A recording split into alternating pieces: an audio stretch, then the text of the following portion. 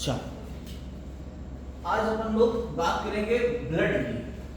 Connective tissue के बाद आपका कनेक्टिव टिश्यू में ही एक नाम आता है फ्लूइड कनेक्टिव टिश्यू। हमने आपको कनेक्टिव टिश्यू बताए थे, यहाँ पे बहुत सारे कनेक्टिव टिश्यू के बारे में बात हुई, एरियोलर, एडिपोज, टेंडन, लिगामेंट, ये सारी बात हो गई थी। और जो आप कह रहे थे चार्ट, भाई साहब देख लीजिए चार्ट, ये कनेक्टिव टिश्यू को क्लासिफाई किए गए connective tissue proper, supportive connective tissue और फ्लूइड कनेक्टिव टिश्यू। जो सपोर्टिव है उसमें बोन कार्टिलेज आ जाता है, जो फ्लूइड कनेक्टिव टिश्यू है इसी को इस कनेक्टिव टिश्यू भी कह देते हैं। ये फ्लूइड कनेक्टिव टिश्यू है जिसमें आपका आ जाता है ब्लड और लिम्फ, और कनेक्टिव टिश्यू प्रॉपर में आता है लूज और डेंस। लूज में आता है एरियोलर, एडिपोज और डेंस में टेंडन और लिगामेंट्स। अब अपन लोग बात करने जा रहे हैं ब्लड की। तो जो ब्लड होता है वो क्या है? वो एक फ्लूइड कनेक्टिव टिश्यू है। ब्लड के बारे में पढ़ें तो ब्लड के बारे में पढ़ना बहुत ही आसान है। आपने शरबत बनाया, पहले बात करी थी शरबत की, कि आपने शरबत बनाया हो तो शरबत में पानी लेते हैं बेस, ठीक है, बेस में हमने बना लिया वाटर। अब इसके बाद इसमें चीनी मिला लेते हैं, इसके बाद इसमें जो है रूअफ़ज़ा मिला देंगे, ठीक है, और नमक भी मिला देते हैं कुछ लोग, ठीक, और अलग अलग चीज़ें मिला के इसको पूरा शरबत बना लेते हैं। बस वैसे ही आपका ब्लड जो होता है दो चीजों से मिलकर बना होता है। एक तो इसका बेस मटेरियल है जिसे कहते हैं प्लाज्मा, ये लिक्विड फॉर्म है। दूसरी चीज होती है कॉर्पसल्स, ठीक है, लोअर क्लास में से सेल्स भी बोल देते हैं, कॉर्पसल्स या सेल्स। प्लाज्मा 55% जो होता है ब्लड का पार्ट बनाता है, और कॉर्पसल्स जो होती हैं वो 45% ब्लड का पार्ट बनाता है। अगर आपको ब्लड के बारे में डिटेल में पढ़ना है, जो कि यहाँ पढ़ने जा रहे हैं, तो आप अपना चैप्टर खोलिए body fluids and circulation. Body fluids and circulation, उसमें आपको शुरुआत में ही ब्लड के बारे में बातें मिलेंगी और वही सारी बातें यहाँ पे हम डिस्कशन करेंगे। जो प्लाज्मा होता है, इस प्लाज्मा में क्या क्या चीजें होती हैं? बहुत सारी चीजें।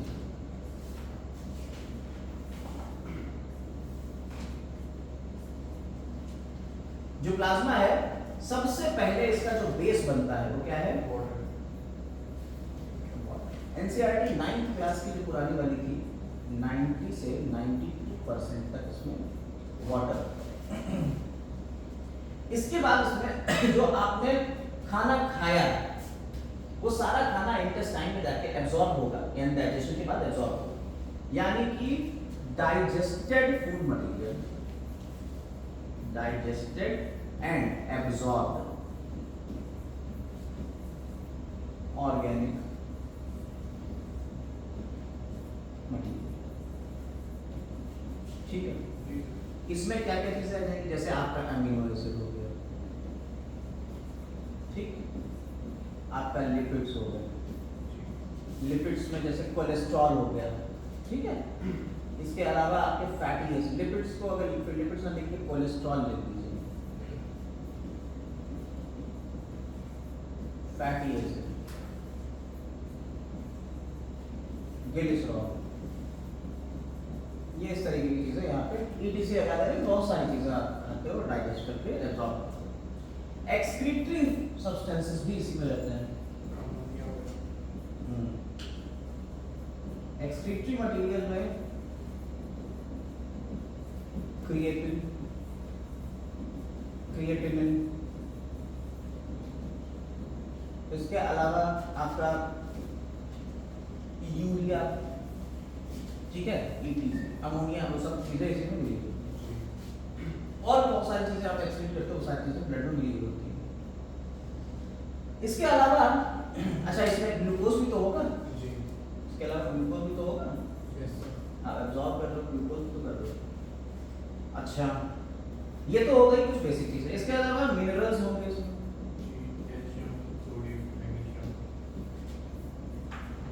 कैल्शियम हो गया, मैग्नीशियम हो गया, क्लोराइड आयन हो गया, सोडियम आयन हो गया, ठीक है, इस तरीके से आयन इसमें होंगे, ठीक, और भी बहुत सारे होंगे, हम नहीं। अब इसमें और चीजें भी होंगी, जैसे विटामिन होते हैं, जो कुछ होते हैं वाटर सॉल्युबल और कुछ होते हैं फैट सॉल्युबल। जो वाटर सॉल्युबल होंगे वो इसमें होंगे, यानी ए डी ई के जो होते हैं फैट सॉल्युबल, वाटर सॉल्युबल हो गए जो तुम करते हो, B12 और C। ठीक है, B C, vitamin B complex हो जाएगा, और सी। इसके अलावा इसमें कुछ एंजाइम्स भी हो सकते हैं, बेसिक हार्मोन्स जो एंडोक्राइन ग्लैंड से हार्मोन निकले वो सारे के सारे तो ब्लड में ही रहेंगे, ब्लड के ही थ्रू सारे हार्मोन निकलते हैं, तो हार्मोन्स। एंटीकोआगुलेंट जो कोआगुलेशन में हेल्प कर, एंटी है यानी खून को जमने से रोकेगा, उसका नाम है हिपैरिन, ये भी ब्लड में रहेगा। हमने आपको बताया भी था, हिपैरिन हिस्टामिन सेरोटोनिन निकलता है, ठीक है। अभी हम लोग आएंगे उन लोगों की। तो ये कुछ चीजें बेसिक्स ही हैं, इसके अलावा और भी चीजें होती हैं, हम यहाँ इतना नहीं लेकर, आप ये समझिए कि इतनी तो बेसिक चीजें इसमें होंगी ही होंगी, ठीक।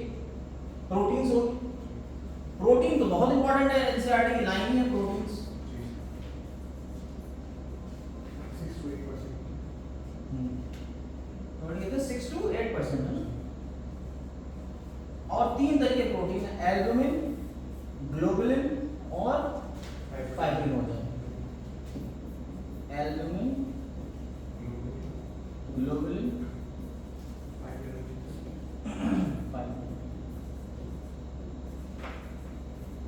एल्बुमिन जो होता है वो क्या करता है, आपका ऑस्मोटिक बैलेंस बनाता है।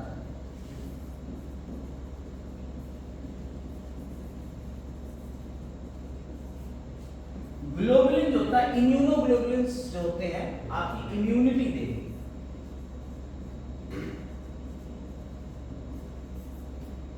और फाइब्रिनोजन जो होता है वो ब्लड क्लॉटिंग में हेल्प करेगा। एनसीईआरटी की ये लाइन है तीनों, बिल्कुल एग्जैक्ट कॉपी है एनसीईआरटी की। ये डायरेक्ट पूछा जाता है, एल्बुमिन का वर्क क्या होता है, ये ऑस्मोटिक बैलेंस बनाएगा, ग्लोबुलिन का काम होता है इम्यूनिटी देगा, और फाइब्रिनोजन का काम होता है ब्लड क्लॉटिंग, ठीक है। ये आपके प्रोटीन होते हैं, और भी चीजें इसमें होंगी जो अभी हम लोग थ्योरी में पढ़ेंगे, लेकिन फिलहाल आपने इतनी चीजों को समझ ली। अब अपन लोग आते हैं कि कॉर्पसल्स क्या होती है। देखिए सेल्स नहीं है ये क्या है, कॉर्पसल्स है। इसके अंदर कोई 2-4 सेल ऑर्गेनल कम हो जाएंगे तो इसलिए इसे कॉर्पसल्स कहते हैं। जो कॉर्पसल्स होती है बेसिकली 3 टाइप की होती हैं, आरबीसीज, डब्ल्यूबीसीज और प्लेटलेट्स। दूसरे नाम भी है इसके, आरबीसीज का दूसरा नाम है एरिथ्रोसाइट्स,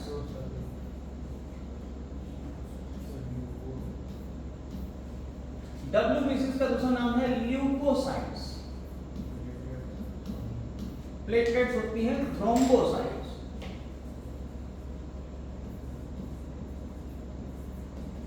थ्रोम्बस मतलब होता है क्लॉट, थ्रोम्बस मतलब क्या होता है, तो क्लॉट बनाने वाली है, ब्लड क्लॉटिंग में हेल्प करती है। एरिथ्रोसाइट्स जो होती हैं आरबीसीज के बारे में बहुत सारी जानकारी, आप बेसिकली अपनी वाली आरबीसी समझिए, ह्यूमन आरबीसी जो होती हैं, आरबीसी यानी रेड ब्लड सेल्स, लाल रुधिर कणिकाएं। सबसे पहला क्वेश्चन, इनका रंग लाल क्यों? आरबीसी में हीमोग्लोबिन होता है जिसकी वजह से इसका रंग लाल होता है। तो दूसरा क्वेश्चन, हीमोग्लोबिन का काम, इसमें न्यूक्लियस होता है या नहीं, तो ह्यूमन आरबीसी होती है वो नॉन न्यूक्लिएटेड होती है। क्वेश्चन आया, इंसानों की आरबीसी न्यूक्लिएटेड क्यों नहीं है? एम्फीबियंस की होती है न्यूक्लिएटेड, इंसानों की नहीं होती है। क्यों नहीं होती इंसानों की आरबीसी न्यूक्लिएटेड? क्योंकि इसका न्यूक्लियस का जो पोर्शन हटा है उसकी जगह पे हीमोग्लोबिन आ गया है। तो ज्यादातर जगह पे हीमोग्लोबिन कब्जा किए हुए है, एचबी से लिखते हैं हीमोग्लोबिन, हीमोग्लोबिन ने कब्जा किया हुआ ज्यादातर। हीमोग्लोबिन के कब्जा करने की वजह से होता ये है कि आपका मोस्ट ऑफ द अमाउंट जो है हीमोग्लोबिन से बन गया, और हीमोग्लोबिन ऑक्सीजन कैरियर, तो ये इसकी ऑक्सीजन कैरिंग कैपेसिटी बढ़ गई। तो by the time evolutionary phenomena है, एवोल्यूशनरी फिनोमेना कि इसकी ऑक्सीजन कैरिंग कैपेसिटी या कार्बन डाइऑक्साइड कैरिंग कैपेसिटी बढ़ जाती है हीमोग्लोबिन पूरे में फैल जाता है न्यूक्लियस ना होने से, फाइबर। फिर ये जिंदा है, हाँ ये जिंदा तो रहती है, इसका लाइफ स्पैन कितना होता है? अब क्वेश्चन आया 120 दिन, ये जिंदा तो नहीं, 3 महीने करीब जिंदा रही, 3 महीने या 4 महीने जो जिंदा रहती है, कैसे जिंदा रहती है? न्यूक्लियस नहीं है, माइटोकॉन्ड्रिया है नहीं, माइटोकॉन्ड्रिया इसमें नहीं होता, मेजर सेल ऑर्गेनेल्स इसमें नहीं होते, बड़े बड़े सेल, माइटोकॉन्ड्रिया में नहीं होता, तो खाना पीने का सोर्स क्या है? तो माइटोकॉन्ड्रिया नहीं है इसमें, माइटोकॉन्ड्रिया एब्सेंट है, तो कैसे रेस्पिरेशन करेगी ये?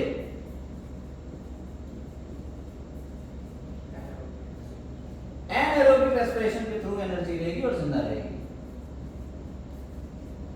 क्लियर हो गई बात है? आप इसी के बारे में बात समझ रहे? शेप की बात कर ली जाए तो बाई कॉन्केव शेप, जैसे पॉपिंग्स आप खाते थे पहले, ठीक है, एल्पेनलीबे वाली टॉफी आती थी, वो भी कुछ ऐसी तरीके से, देखिए ऊपर से देखेंगे तो ऐसे सर्कल है, ऐसे देखेंगे, लेकिन अगर ऐसे साइड से देखेंगे तो by concave shape RBCs, RBCs के ऊपर ही यहां पे स्पेशल टाइप के तो प्रोटीन्स और अमीनो एसिड्स और कार्बोहाइड्रेट का मिला हुआ एक यहां गुच्छा होता है, उसे एंटीजन बोल देते हैं। और एंटीजन यहाँ पे जो बेसिक एंटीजन है जो सबको बनाएगा उसे कहते हैं एंटीजन H, ये सबको बनाता है। इसी में ही मॉडिफिकेशन होते हैं तो 2 तरीके के एंटीजन बन जाते हैं, एंटीजन A, एंटीजन B। अगर आरबीसीज के ऊपर A एंटीजन है तो ब्लड ग्रुप A, आरबीसीज के ऊपर B टाइप का एंटीजन है तो B। अगर मॉडिफिकेशन नहीं हुआ है, सिर्फ H टाइप का है तो O हो जाएगा, और अगर A और B दोनों आ गए हैं तो AB। समझ में आई बात? यानी इस तरीके से 4 तरीके के ब्लड ग्रुप होते हैं। हाँ, अब एंटीजन यहां है तो एंटीबॉडी कहां होगी? आपके ब्लड में एंटीबॉडीज। प्लाज्मा में आपको जो ग्लोबुलिन है ये क्या बना देगी? एंटीबॉडी। तो ग्लोबुलिन क्या बना देगी आगे चल के? एंटीबॉडी। तो एंटीबॉडी कहां मिलेगी आपको? ब्लड के प्लाज्मा में। एंटीजन कहां मिलेगा? आरबीसीज की सरफेस पे। क्लियर है मेरी बात? नहीं देखो, कहीं अगर कोई जरा सा भी दिक्कत हो तो पूछ जरूर लेना हमसे, क्योंकि आपके फाइनल ब्लड के बारे में सारी कथाएं यही खत्म हो कि हम लोग उधर नहीं पढ़ाएंगे फिजियोलॉजी में ब्लड। एंटीजन तो सर इसमें आरएस पॉजिटिव और नेगेटिव आ जाएगा। हाँ, एक और एंटीजन देखा गया रिसस मैकैक में, वो आरएच एंटीजन था। रिसस मैकैक बंदर था, उसमें देखा गया आरएच एंटीजन। अगर आरएच एंटीजन प्रेजेंट होगा तो पॉजिटिव ब्लड ग्रुप कहलाएगा, अगर नहीं होगा तो नेगेटिव। ठीक, यहां तक बातें क्लियर हो गई आरबीसी से रिलेटेड। हीमोग्लोबिन में ऑक्सीजन और कार्बन डाइऑक्साइड के बाइंडिंग कैपेसिटी होती है, इसे बाइंड कर सकता है तो ये अपने साथ में कैरी कर सकता है। इसलिए आरबीसीज का मेन काम क्या हो गया? ऑक्सीजन और कार्बन डाइऑक्साइड को कैरी करती है, इधर से उधर ब्लड में ले जाती है। ठीक, ये सारी बातें आरबीसी से रिलेटेड है। ये तो एनसीईआरटी लेवल पे। अच्छा, आरबीसीज कितनी होती हैं? अमाउंट कितना होता है आरबीसीज का? अमाउंट 4.5 लाख। सर एनसीईआरटी में वो लिखा है 5 million to 5.5 million. 5 million 5.5 million 5.5 million पर मिलीमीटर क्यूब, यानी 1 मिलीमीटर क्यूब में 5 मिलियन से 5.5 मिलियन तक होंगी। 50 लाख की तो से 50.5 लाख तक होंगी। ठीक, इतनी चीजें तुम्हारी होगी आरबीसी से रिलेटेड। आ जाते हैं डब्ल्यूबीसी के ऊपर। डब्ल्यूबीसी को फर्दर बांट दिया है 2 पार्ट में, ग्रैनुलोसाइट्स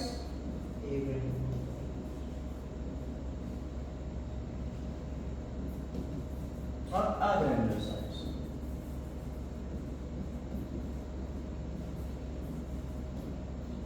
ग्रैनुलोसाइट्स यानी जिसमें ग्रैनुलर होगा अंदर दानेदार, और जो दानेदार नहीं होगी।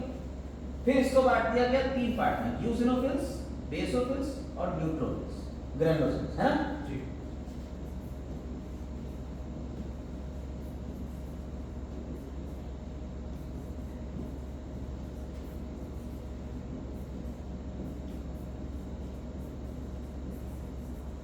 क्यों उसे ये कहा गया? यूसिनोफिल्स जो है इसलिए कहा गया, ये एसिडिक डाई से स्टेन हो जाती है, स्टेन विद एसिडिक डाई।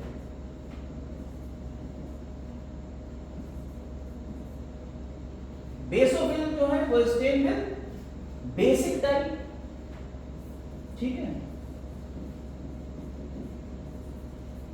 और ये न्यूट्रल है, ये दोनों से हो जाती है, बोथ, इसलिए न्यूट्रल, ठीक।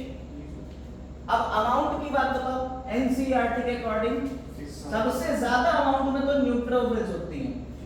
कितनी होती हैं? 65% के करीब होती हैं, 60 से 65%। यानी WBCs में सबसे ज्यादा आपकी न्यूट्रोफिल्स होती हैं 60 to 65%। यूसिनोफिल्स सबसे कम होती है। स्नोफिलिया जो होता है आपको यही बढ़ जाती है, कितनी होती है? 3 to कितना होता है?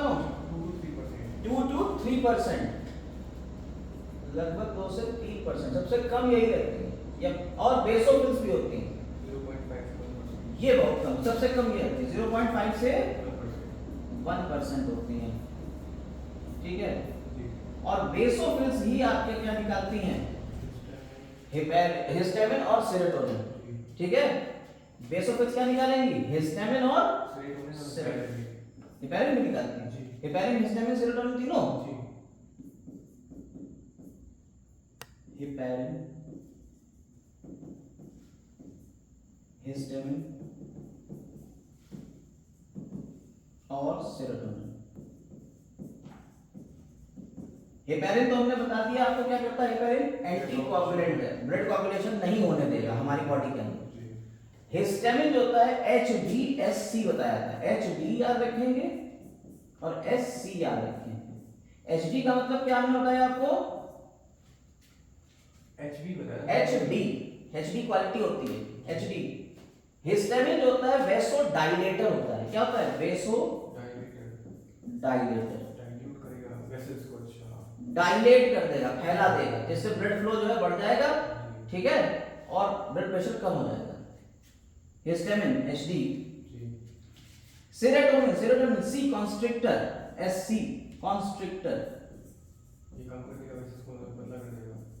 जब वेसल्स पतली हो जाएंगी ब्लड में, जब वो पतली हो जाएंगी तो ब्लड का प्रेशर बढ़ जाएगा, तो ये ब्लड प्रेशर बढ़ाता है तो घटाता है, ठीक। समझ में आ गई बात है नहीं? अब आती है ग्रैनुलोसाइट्स। इसमें दो नाम आते हैं, मोनोसाइट्स और लिम्फोसाइट्स।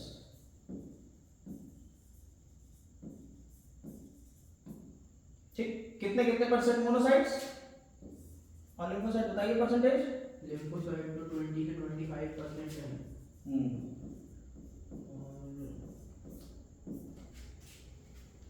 बाकी जो बचा वो काले चोर ले गए। 85% वो नहीं, बस टोटल में 20% ये हो गया, ये हो गया, ये हो गया, ये हो गया, बाकी जो बचा वही हो गया, 75 to 80 वो हो गया। ठीक है। मोनोसाइट्स।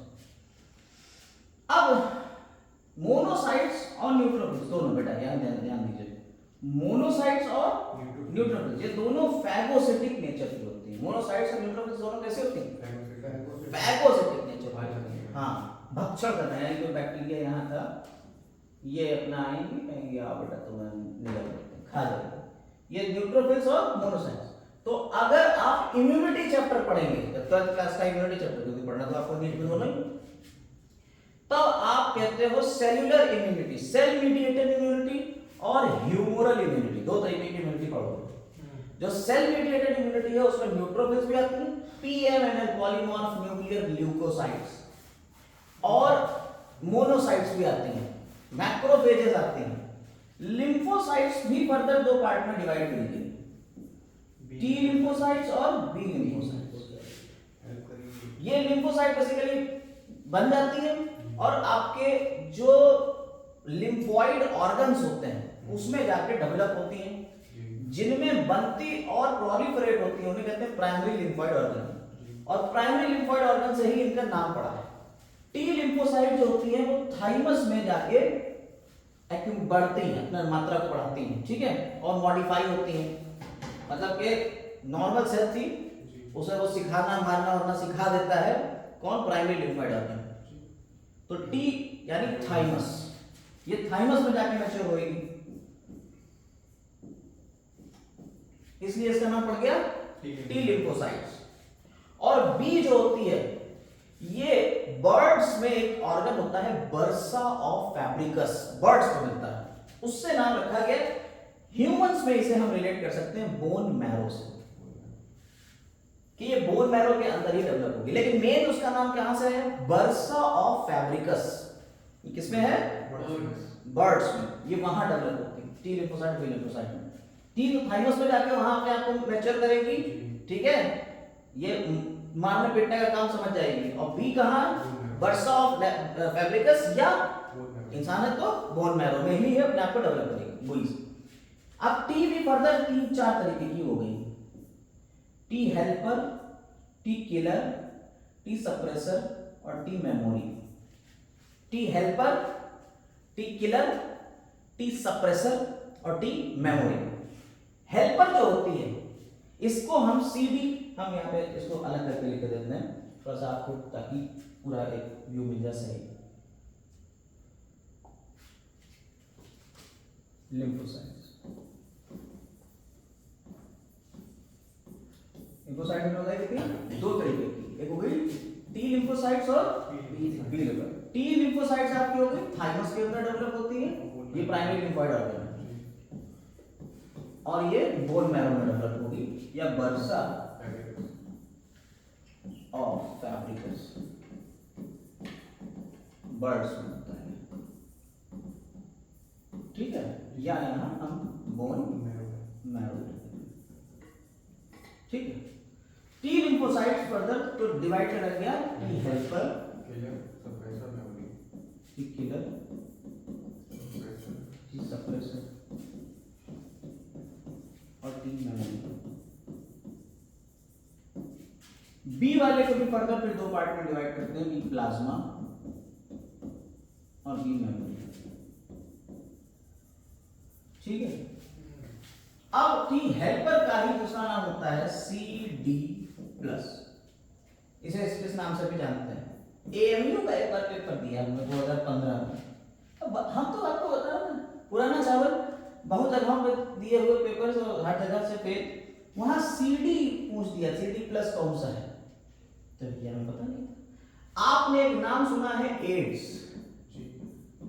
इसका वायरस होता है HIV। जब आपके अंदर HIV वायरस घुसता है वो अटैक करता है हेल्पर, यानी CD पॉजिटिव वाले। CD की याद रखिए, CD पॉजिटिव जो है इसको ये हेल्पर भी कहते हैं, टी हेल्पर भी कहते हैं, इसे TH से लिखते हैं, TK से लिखते हैं, TS से लिखते हैं और TM से लिखते हैं, ठीक, ऐसे भी लिखा होगा, आप देखेंगे किताबों में। तो टी हेल्पर का दूसरा नाम CD है, ये भी अब जिसका पूरा नाम याद नहीं आ रहा, CD। होता क्या है, ये हेल्पर हेल्प करता है किलर वाले की डायरेक्ट किल करने में, बिल्कुल जैसे फैगोसाइटोसिस होती है वैसे ही ये भी उठा के सीधा जाएगा और बैक्टीरिया खा लेगा, खत्म किस्सा, ठीक है। तो ये टी हेल्पर वाला किसको हेल्प कर रहा है, किलर को हेल्प कर रहा है, और साथ ही साथ की हेल्पर प्लाज्मा सेल्स को भी हेल्प करता है कि तुम क्या बनाओ, बी प्लाज्मा सेल्स जो होती हैं ये क्या बनाती हैं, एंटी बॉडी, ठीक है, एंटीबॉडी बनाती हैं। और एंटीबॉडी कितने तरीके की होती हैं, 5 तरीके की होती हैं, immunoglobulin A, immunoglobulin G, immunoglobulin E, immunoglobulin M, AGE D और immunoglobulin M।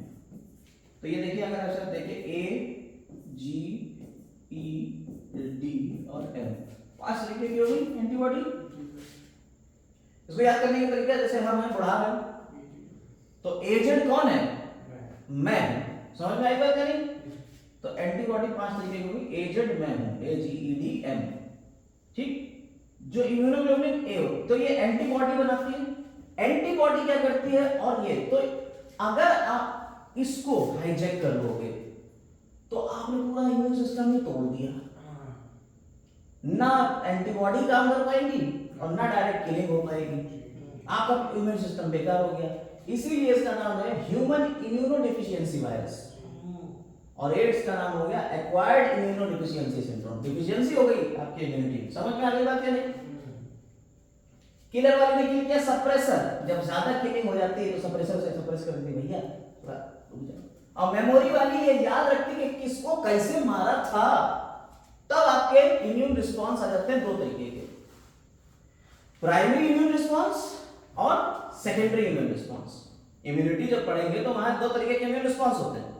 Primary immune response तब होता है जब हमारी अभी मेमोरी नहीं बनी थी, तो ये सब मार रहे हैं, कोई बैक्टीरिया आ गया कह रहा है बेटा तुम हमें मार के दिखाओ, चलो हमारे अंदर कैप्सूल है, तो ये भी आ रही है, एंटीबॉडी भी इसके ऊपर चिपकी हुई है, एंटीजन एंटीबॉडी रिएक्शन हो रही है, बहुत कुछ हो रहा है, अपना बैठा हो गया ठीक है मान लो, और फिर इसने किल करने का कोई दूसरा तरकीब सोची, जुगाड़ लगा के इसे मार दिया।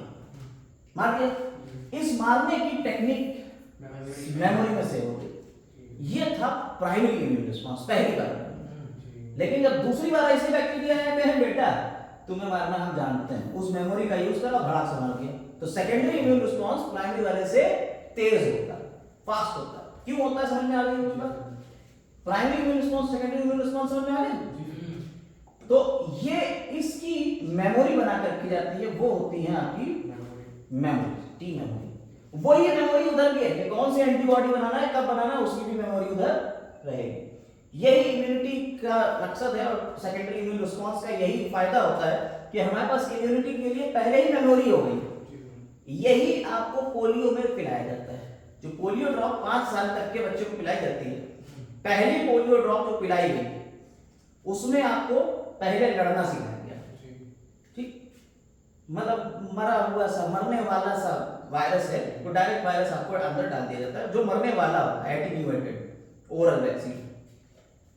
अब आपकी बॉडी जाएगी, उसे किल करेगी और उसकी मेमोरी बना लेगी। फिर दूसरी बार फिर से आपको वो बूंदें पिलाई जाती हैं, वो बूस्टर डोज होती है, तो आपको बूस्ट करा दिया और तेजी से मारेंगे। फिर तीसरी बार और पिलाई गई, वो और बूस्टर डोज है, उसने आपकी और तेजी से मारा। चौथी बार फिर पिलाई गई, तो आपकी उसके लिए इम्यूनिटी पूरी बॉडी के अंदर तैयार हो गई हमारी। और ये 5 साल तक पिलाते हैं, जिससे आपकी पूरी लाइफ टाइम की इम्यूनिटी आ जाती है पोलियो से। इतना स्ट्रॉन्ग मेमोरी, समझ में आई? तो मेमोरी खाली यहाँ नहीं है आपकी, क्या आप कहें कि यहाँ भेजे में हमारी मेमोरी है बस, इससे ज्यादा कहीं मेमोरी नहीं। पूरे बॉडी के अंदर मेमोरी है आपकी। आपके हर सेल ब्लड की याद रखती है कि कैसे किसको मारा था हमने। मेमोरी वाली सेल्स घूम रही है ब्लड के अंदर। समझ में आ रही है ये बात या नहीं? तो सर वैक्सीनेशन का भी ये रहता होगा? यही तो वैक्सीनेशन है भाई। ओरल वैक्सीन आपकी ओपीवी ले रहे हैं, ओरल पोलियो वैक्सीन, ओपीवी कहते हैं उसे, oral polio vaccine. Simplex virus होता है, वो पिलाया जाता है। खैर हमें क्या करना है उसमें भी, इतना हम डिटेल में नहीं जाएंगे, हम लोग इम्यूनिटी चैप्टर पढ़ेंगे तो वहां डिटेल में चले जाएंगे। तो पोलियो की जो वैक्सीन होती है वो ओरली आपको दी जाती है। आप इंजेक्शन के थ्रू लेते हो कुछ वैक्सीन, हेपेटाइटिस की आप इंजेक्शन के थ्रू ले लेते हो, है ना। रेबीज में आप वैक्सीन को नहीं ले रहे हो, रेबीज में डायरेक्ट आप एंटीबॉडी ले रहे हो, जो जिसके पास मेमोरी है। हाँ, मेमोरी थोड़ी बनी बनाई है भाई। आपने कहा कि रेबीज एंटी रेबीज का जो इंजेक्शन होता है आप उसे लगाते हो, 3 बार इंजेक्शन लगाया आपका सब सही हो गया, ऐसे कैसे? वायरस गया, कुत्ते ने काटा, वायरस गया आपके अंदर, रेबीज वायरस, ठीक। उससे लड़ना शुरू करेंगे, जब तक वो बने तब तक वो वायरस पूरे में फैल चुका होगा, इतना तेज वायरस होता है। तो कुछ के लिए पहले से ही प्री ट्रीटमेंट है हमारे पास। हमें पता है कि अगर कुत्ता काटेगा तो वायरस ये वाला आएगा, और इस वायरस के लिए एंटीबॉडी बनाना इतना आसान काम नहीं है हमारी बॉडी की। बनी बनाई एंटीबॉडी सीधी उठा के डाल देते हैं। समझ में आई बात है? नहीं तो वहां ये कंडीशन होती, बनी बनाई डालते हैं। और इसी को कहते हैं पैसिव इम्यूनिटी। जब हम हमारी बॉडी खुद से बनाए एंटीबॉडी तो एक्टिव इम्यूनिटी, और जब बनी बनाई एंटीबॉडी डाल देते हैं तो पैसिव, जैसे सांप का है, सांप का जहर आपका एक आधे घंटे के अंदर पूरी बॉडी में फैल जाता है। अगर न्यूरोटॉक्सिन है तो न्यूरोटॉक्सिन, हिप्नोटॉक्सिन है हिप्नोटॉक्सिन, वो टॉक्सिन्स है वो आपको निपटा डालेंगे, पैरालाइज कर देंगे, धीरे धीरे धीरे धीरे पूरी बॉडी आपकी खत्म हो जाएगी, दिमाग के ऊपर खत्म हिप्नोटॉक्सिन। तो उतनी देर में आपकी बॉडी रिस्पॉन्ड करे, मेमोरी बनाए, ये नहीं है, बहुत हमारा स्लो प्रोसेस है। लाइनेक्स वाला चल रहा है, कोई अभी हम विंडोज पे नहीं आ पाए हैं, लाइनेक्स यूनिक्स वाले वही सारे सॉफ्टवेयर पड़े हुए हमारे अंदर, और वो चेंज होंगे नहीं, एवोल्यूशन होगा लाखों करोड़ों साल में। तो बनी बनाई एंटीबॉडी उठा के सीधी डालते हैं, स्नेक एंटी वेनम जो होता है वो बनी बनाई एंटीबॉडीज होती है, निकाल के डाल दी जाती है। समझ में आई बात नहीं? इसलिए कहते हैं भैया सांप कौन सा था जरा बताओ तो, उसी का एंटी वेनम डालेंगे। वो कहते हैं भैया लेके जरूर आना सांप, कोई पकड़ के ले जा रहा है झोले में बैठ कर, वो बता रहा है भैया उसके ऊपर चकत्ते ऐसे पड़े हुए थे, अलग अलग तरीके से बताते हैं, एक्सप्लेन करते भाई गाँव वाले हैं। गाँव में क्योंकि खेती वगैरह करने लोग जा रहे हैं, सांप काट लेता है उनके जो डॉक्टर साहब, हाँ वो अपना सांप को पकड़ के ले जाते हैं, डॉक्टर साहब ये वाला था, मैं अच्छा किरेट था, लाओ इसका ये वाला एंटीडोट। फिर आपको लिम्फोसाइट समझ में आया? कोई दिक्कत नहीं इसमें। लिम्फोसाइट की खास बात क्या है कि इनका लाइफ स्पैन होता है, life span few weeks to few months, कुछ हफ्तों से कुछ महीनों तक का होता है, लगभग 10 दिन तक का उन्होंने दे दिया, हम आपको कुछ हफ्तों से कुछ महीनों तक। मेमोरी वही आपकी बताया हमने कि पोलियो की मेमोरी तो आपके यहाँ पे आज तक है, तुम तो कहीं से चल रहेगी मेमोरी से नहीं समझेगा। तो क्वेश्चन कोई तुमसे पूछे कि एंटीबॉडी बनाने वाली सेल्स कौन सी है, तो बी लिम्फोसाइट्स है। टी लिम्फोसाइट्स एंटीबॉडी नहीं बनाती है। एड्स वायरस किसको किल करता है? टी हेल्पर को। क्यों? ताकि हेल्पर दोनों के काम को रोक दे। समझ में आई? लिम्फोसाइट्स के बारे में क्लियर हो गई चीजें? अभी आएंगे और बातें भी आएंगी कि अब इसके अंदर होता है आपका ल्यूकोसाइट्स में केराटिनोसाइट्स, ग्रेनुलोसाइट्स, न्यूट्रोफिल्स, इसके अंदर कई तरीके का न्यूक्लियस जो होते हैं उनके शेप्स अलग अलग होते हैं। आप अगर एनसीईआरटी में देखेंगे तो न्यूक्लियस के शेप्स अलग अलग होते हैं। कुछ इस तरीके का न्यूक्लियस दिख रहा है, बाइलोब्ड न्यूक्लियस, ऐसे एक ये लोब न्यूक्लियस। आप देखिए डायग्राम बने हुए हैं, आप अपने एनसीईआरटी में देख सकते हो न्यूक्लियस के डायग्राम बने हुए हैं। तो जब आप देखेंगे तो अलग अलग लोब्स दिखेंगे, ये नीचे बने हुए देखिए मल्टीलोब्ड न्यूक्लियस दिख रहा है। न्यूट्रोफिल्स में देखिए मल्टीलोब दिख रहा है, 3 लोब दिख रहा है, नहीं दिख रहा है? ये देखिए न्यूक्लियस के अंदर 3 लोब दिख रहा है। अच्छा, यूसिनोफिल्स देखिए बाइलोब दिख रहा है। तो इस तरीके से लोब्स हैं न्यूक्लियस के अंदर। जो आपका सेल है, सेल के अंदर न्यूक्लियस है भाई, इसके आरबीसी के अंदर तो न्यूक्लियस नहीं था, डब्ल्यूबीसी के अंदर तो न्यूक्लियस था ना, तब उसके न्यूक्लियस में ये लोब जैसे चश्मा ऐसा पहना दिया है। ये एक लोब हो गया, ये दूसरा लोब हो गया, इस तरीके से, ठीक है? ये लोब्स, तो ये लोब वाली कंडीशन भी आपको देखने को मिलती है। अब आती प्लेटें। प्लेटें क्या होती है? मेगा कैरियोसाइट्स होती हैं, स्पेशल टाइप की सेल्स होती हैं जिन्हें क्या कहते हैं? Mega karyocytes. Mega karyocytes, mega karyocytes बड़ी बड़ी, कैरियोसाइट्स मां ये भैया, इसके पार्ट्स टूटते हैं और ये टूट टूट के अलग अलग पार्ट्स, अलग अलग प्लेटें बना देते हैं। इनको हम प्लेटलेट्स बोलते हैं। समझ में आई बात नहीं? कोई दिक्कत तो नहीं इसमें? तो प्लेटलेट्स के बारे में समझ में आ गया? मेगा कैरियोसाइट्स से बनती हैं प्लेटलेट्स। और प्लेटलेट्स का काम क्या होता है? ब्लड क्लॉटिंग में हेल्प करना। इनका काम समझ में आ गया? डब्ल्यूबीसी का समझ में आया? इम्यूनिटी देना, यानी ओवरऑल इम्यूनिटी आपको डब्ल्यूबीसी देगी, ठीक है? ल्यूकोसाइट्स ये था, फिर लिम्फोसाइट्स को हमने आगे अगले वाले सिनेरियो में ले लिया, ठीक है? चल अब आगे चले। ब्लड का काम खत्म। अब blood without clotting factor, blood के अंदर देखिए यहां पे जो प्लाज्मा है, इस प्लाज्मा में क्या होंगे? ब्लड क्लॉटिंग फैक्टर्स होंगे।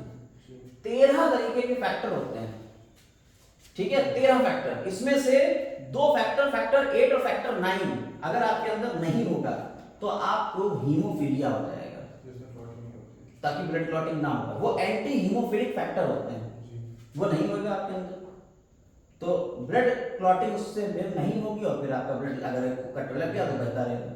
तो इसमें 13 फैक्टर्स भी होते हैं प्लाज्मा में मिले हुए, और blood without clotting factor is called serum. Blood जो है वो without clotting factor is called serum. तो blood without clotting factor.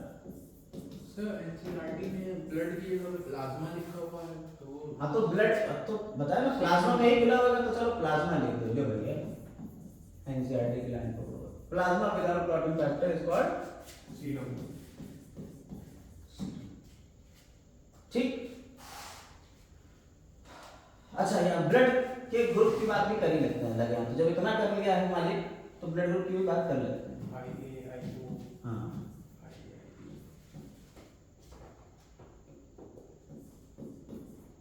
Blood group आपके हो गए, और यहाँ जीनोटाइप लिख लेते हैं, जीनोटाइप। ठीक है, यहाँ एंटीजन लिख लेते हैं। एंटीजन किसके ऊपर होता है?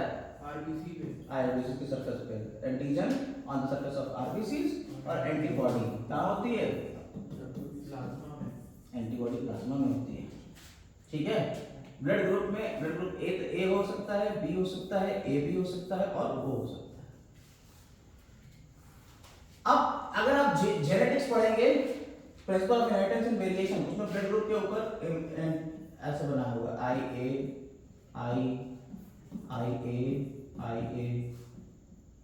ये इसके जीनोटाइप है। ठीक है, आपने मल्टीपल एलिलिज्म का जो फिनोमिना है वो ब्लड ग्रुप पे ही लागू होता है। आई बी, या इसमें स्मॉल आई लिख दीजिए, एनसीईआरटी स्मॉल आई लिख रही है, आई ओ को आई बी, इसमें आई बी, और यहीं से को डोमिनेंस की बात आती है। आई ए भी एक्सप्रेस हो जाता है, बी भी एक्सप्रेस, को डोमिनेंस आई ओ और आई ओ। इसे हम या तो हम ऐसे लिख देते हैं या ऐसे लिख देते हैं, स्मॉल आई। ठीक है, एंटीजन जो होते हैं वो आरबीसी की सरफेस पे, तो ए एंटीजन होगा तभी तो ब्लड ग्रुप ए होगा, बी एंटीजन होगा तभी ब्लड ग्रुप बी होगा, ए बी एंटीजन होगा तो ब्लड ग्रुप ए बी होगा, और अगर कोई एंटीजन नहीं होगा तो ब्लड ग्रुप ओ होगा। बताया मैंने आपको। अब इसके अगेंस्ट में एंटीबॉडी होगी, ए वाले में बी के अगेंस्ट, बी वाले में ए के अगेंस्ट। ए बी दोनों का मिला हुआ है, और इसमें जब कोई नहीं तो ये दोनों के अगेंस्ट एंटीबॉडीज होंगी। समझ में आई बात है? नहीं। अब आ जाता है डोनर। तो देखिए इसमें एंटीबॉडी है बी, तो इसको बी वाला तो नहीं दे सकता, क्योंकि बी वाला रक्षक यहाँ पहले बैठा है, वो संभाल देगा। तो ए वाला दे सकता है, या उसके ऊपर कोई एंटीबॉडी है ही नहीं तो ओ वाला दे सकता है। ऐसे इसमें बी वाला दे सकता है, या इसमें ए वाला भी दे सकता है, बी क्योंकि कोई गार्ड है ही, ए बी वाला भी दे सकता है और ओ वाला भी दे सकता है, और इसमें सिर्फ और सिर्फ ओ वाला दे सकता है। तो यूनिवर्सल डोनर हो गया ओ, और यूनिवर्सल एक्सेप्टर हो गया ए बी। ठीक है, यूनिवर्सल एक्सेप्टर हो गया ए बी, और यूनिवर्सल डोनर हो गया ओ। क्लियर? आगे बढ़े। चल, ये तो बात पूरी होगी ब्लड ग्रुप की। आते हैं ब्लड कोआगुलेशन। ब्लड कोआगुलेशन, कैसे ब्लड जम जाता है भाई? ये कैसे हो जाता है? ब्लड जम कैसे जाता है? तो देखिए ये पूरी एक प्रक्रिया है। प्रक्रिया का फ्लो चार्ट हम आपको दिखाएंगे, पहले हम आपको थोड़ा सा समझा देते हैं, फिर फ्लो चार्ट दिखाते हैं। अभी आपने कहा कि जब हमारे खून निकला इंजर्ड टिश्यू या ट्रॉम्यूटाइज्ड टिश्यू, हम आपको एक सिनेरियो बना के दिखा रहे हैं, आप समझिए, फिर चार्ट पूरा दिखा देंगे। जब आप कहीं से कट लगता है तभी तो खून निकलेगा, ऐसे थोड़े खून निकलने लगेगा। तो कहीं इंजरी हुई, इंजर्ड टिश्यू या ट्रॉम्यूटाइज्ड टिश्यू एक ही चीज है, और इधर आपका प्लेटलेट्स, ये कुछ केमिकल निकालते हैं। हाँ, हम उसका नाम नहीं ले रहे, हम अभी उसका नाम नहीं लेते हैं, और ना ये कह रहे हैं कि आप गूगल करिएगा, अभी हम समझाएंगे। ठीक, वो केमिकल कैल्शियम आयन की प्रेजेंस में एक एंजाइम में कन्वर्ट हो जाता है, ठीक। और वो एंजाइम यहां के किसी सब्सटेंस को किसी दूसरे पार्ट में बदल देगा, सब्सट्रेट को प्रोडक्ट में, फिर ये प्रोडक्ट किसी तीसरे काम को करेगा और यहाँ पे फाइब्रिनोजन फाइब्रिन में बदल जाएगा और ये आपके धागे ऐसी संरचना होगी, ठीक। और ये प्रोथ्रोम्बिन होता है। तो प्रोथ्रोम्बिन को हाँ अभी आ रहा है, थ्रोम्बिन में कन्वर्ट करता है। और ये फाइब्रिनोजन को फाइब्रिन, फाइब्रिन जो है फाइबर्स है। अब आपके जहां घाव है वहां के ऊपर फाइबर्स ऐसे आ गए, ठीक है, ये फाइबर्स। अब इसमें क्या होगा, प्लेटलेट्स फंस जाएंगे, बड़ी बड़ी सेल्स इसमें फंस जाएंगी तो क्या बनेगा, क्लॉट बनेगा। समझ में आई कि नहीं, ठीक है। और यहाँ प्रोथ्रोम्बिनेज एंजाइम हो जाएगा और यहाँ पे जो है थ्रोम्बोकाइनेज हो जाएंगे। आओ देख लेते हैं यहाँ पे कैसे ब्लड क्लॉटिंग होती है।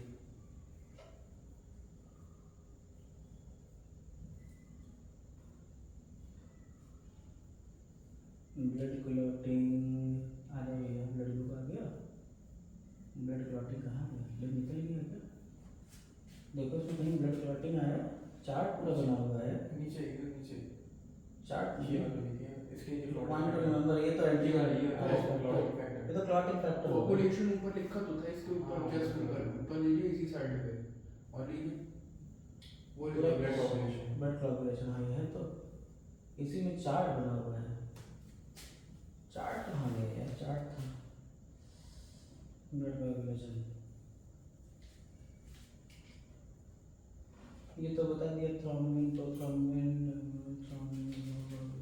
Serum, blood clot.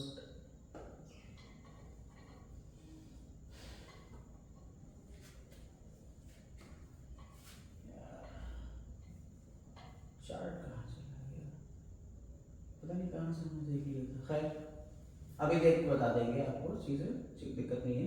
तो ब्लड क्लॉटिंग के बारे में भी बात हो गई। फिलहाल आपको यहाँ पे एक पॉइंट दो पॉइंट दे दें ताकि आपको ये बात पता चल जाए। प्रोथ्रोम्बिन जो है ये बनाता है लीवर, लीवर बनता है प्रोथ्रोम्बिन क्या बनता है, लीवर में। और लीवर में विटामिन के की प्रेजेंस में बनता है, ठीक है।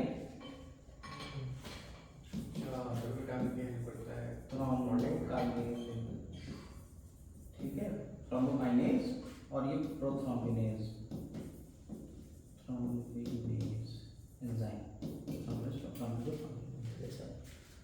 लाइंस रेडी होंगी, उसमें लिखा हुआ है, देखिए हम दिखा देते हैं।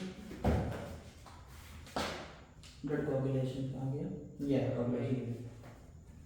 देखिए सबसे पहले इसमें क्या हो रहा है, this mechanism excessive loss of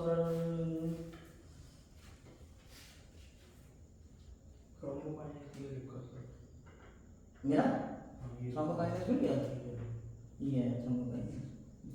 An enzyme complex thrombokinase is required for the above reaction. This complex is a series of linked enzyme reaction cascade factor, ठीक है, सही हमने बनाया होगा पूरा, ठीक है, याद रखिए इसको। तो थ्रोम्बोकाइनेज या प्लेटलेट्स और इससे निकलेगा, दोनों से निकलता है और उस पे जो कैल्शियम आयन की प्रेजेंस होती है तो ये प्रोथ्रोम्बिनेज में बदल जाता है। प्रोथ्रोम्बिनेज जो होता है प्रोथ्रोम्बिन को थ्रोम्बिन में कन्वर्ट कर देता है और थ्रोम्बिन जो होता है ये फाइब्रिनोजन को फाइब्रिन में कन्वर्ट कर देता है और fibrin plus large blood cells, हाँ कोई भी प्लेटलेट्स का लार्ज ब्लड सेल्स यानी आरबीसी हो सकती है, डब्ल्यूबीसी हो सकती है, बड़ी बड़ी सेल्स मेगा कैरियोसाइट्स में आके फंस जाएंगी, ये क्या बन गया, ब्लड क्लॉट बन गया। क्वेश्चन ऐसे आएगा, ये तो हमने तुरंत पूरा प्रोसेस बता दिया, उसमें तुमसे एंजाइम पूछ लिया, थ्रोम्बोकाइनेज हो गया, ठीक, हाँ प्रोथ्रोम्बिनेज हो गया। अब उसमें कहा कौन सा आयन रिस्पांसिबल होता है ब्लड कोगुलेशन के लिए, तो कैल्शियम आयन। कौन सा विटामिन रिस्पांसिबल होता है, प्रोथ्रोम्बिन कहां से बनता है, लीवर से। फाइब्रिनोजन तो अभी बताया, एल्ब्यूमिन ग्लोबुलिन फाइब्रिनोजन, ठीक, समझ आ गया, ब्लड कोगुलेशन का भी काम करता हूं बात।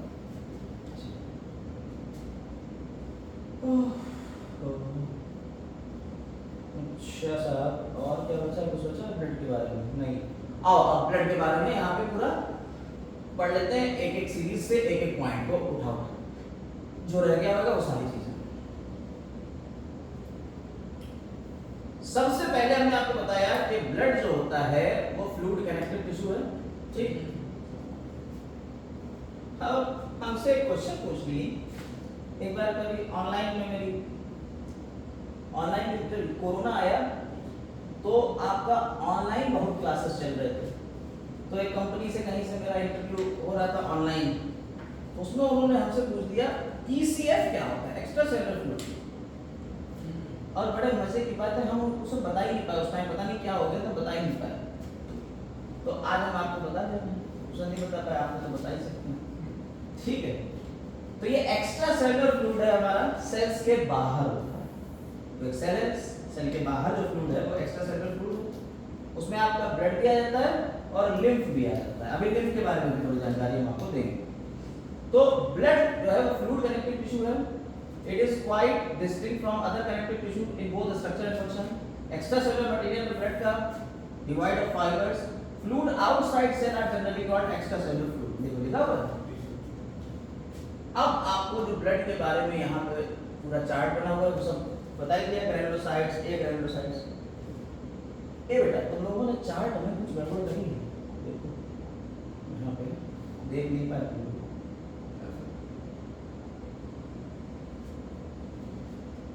ए ग्रैनुलोसाइट्स में आती हैं आपकी कौन सी,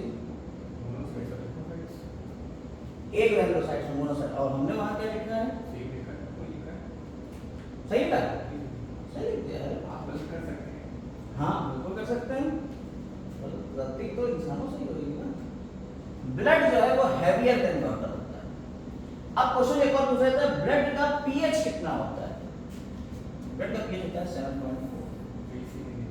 अब क्वेश्चन आया एक मेरे दिमाग में भी और आपके दिमाग में भी क्वेश्चन डालेंगे।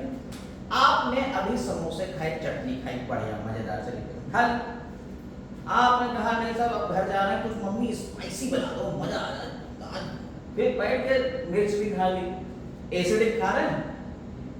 जब आप एसिडिक खा रहे हैं तो ब्लड के अंदर एसिडिक जाना चाहिए, तो 7.4 कैसे मेंटेन रहता है? तो स्टमक के एसिड है ना वो, तो आप तो स्टमक के भी तो एसिड्स हैं, एब्जॉर्ब तो होंगे ही, वो जाएंगे तो ब्लड में ही एब्जॉर्ब होंगे। तो ये ब्लड का पीएच मेंटेन कौन करता है? यानी ब्लड क्या है? ब्लड एक बफर, बफर जानते हैं, बफर सॉल्यूशन। एसिड फेज में एक बड़ा अच्छी चीज होती है बफर। बफर एक ऐसा एसिड और बेस को इसी तरीके से मिलाया गया है, इसमें तुम कुछ डालते हैं, एसिड डालो, बेस डालो, वही का पीएच ना बदलिए, उन्हें कहते हैं बफर सॉल्यूशंस। तो हमारा जो ब्लड है उसमें बफर का काम कौन कर रहा है? ये आपका क्वेश्चन है, ये आपका क्वेश्चन है कि ब्लड के अंदर बफर का काम कौन कर रहा है? कौन ब्लड के पीएच को मेंटेन रखता है? एक आयन है, ठीक है, वो आपको बताना है हमें, ये आपका होमवर्क। तो ये यहाँ पे having characteristic form float in plasma, constituents जो है प्लाज्मा में फ्लोट करते रहते हैं। एरिथ्रोसाइट्स और ल्यूकोसाइट्स, हीमोग्लोबिन से Fe होता है, वैसे क्या ये होता है? नहीं नहीं नहीं आयरन होता है, रेड कलर ना, थोड़ा थोड़ा सा जाकर सर्च करिए, गूगल करिए, थोड़ा मजा लीजिए, उसके बाद बात करेंगे ना। अभी सब बताते हैं, सब खोलते हैं, जो हमें भी नहीं आता वो भी हम तुम बताते हैं। Blood calculate with in the blood vessel, ठीक है। अब कितना होता है ब्लड हमारे अंदर, अमाउंट कितना होता है? लगभग 5 लीटर ब्लड हमारे अंदर होता है। अब बोथ ECF सच एज, देखिए ECF क्या है? एक्स्ट्रासेलुलर फ्लूइड में cerebrospinal fluid, interstitial fluid, lymph, aqueous humor outside blood vessel, ये सारी चीजें ECF में आती हैं। उसने हमसे यही क्वेश्चन पूछा था, ये ECF होता क्या है? ठीक है, अब पता चल गया। प्लाज्मा में क्या क्या होता है आपको बता दिया, सारी चीजें प्लाज्मा की, ठीक है, पढ़ खुद लीजिए, हम सब कुछ प्लाज्मा का इतनी देर से बोले चले आ रहे हैं, अब एक ही कर रहे हैं। Albumin globulin also transports many thyroxine, ये वो one class globulin, immunoglobulin act as antibody, pH वगैरह। Plasma protein also maintain blood pH. अरे बाप रे, 10 एक्ट एज एसिड बेस। समझ में आ रही बात नहीं? आयन होता है, एक आयन भी इसमें प्लाज्मा प्रोटीन लिखा हुआ है, आयन भी होता है। इट इज स्लाइटली एल्कलाइन, ठीक है। प्लाज्मा में वाटर हो गया, न्यूट्रिएंट्स हो गए, प्लाज्मा प्रोटीन हो गए, डिफेंस के लिए हो गया, एक्सीक्रीट डिसॉल्व गैसेस भी होती हैं। हाँ गैसेस नहीं लिखी थी हमने, तो गैसेस भी होती हैं। एंटीकोएगुलेंट हमने बता ही दिया है, ठीक है। हार्मोन्स बता दिए, विटामिन और एंजाइम्स भी बता ही दिए हैं। प्लाज्मा के फंक्शंस तो आपको सारे पता ही, जब इतनी चीजें मिली हुई तो फंक्शन तो आपको पता ही चल गया। अब उसमें आ जाता है ब्लड ग्लूकोज। ब्लड ग्लूकोज के बारे में भी यहाँ पूरी जानकारी दी हुई है कि कितना कितना होता है। अब सच में एक क्वेश्चन पूछा था, ये देखे आया था पेपर इसका वेटनरी का। वेटनरी में नॉर्मल ब्लड पीएच पूछ लिया, ब्लड ह्यूमन ग्लूकोज का लेवल पूछ लिया था। Usually blood glucose level is about 180 to 100 mg per 100 ml, याद रखिएगा। हाँ 12 घंटे पे, जो आप खाने के 12 घंटे बाद तक लगभग इतना रहता है, लेकिन उसके बाद कम होना शुरू हो जाता है।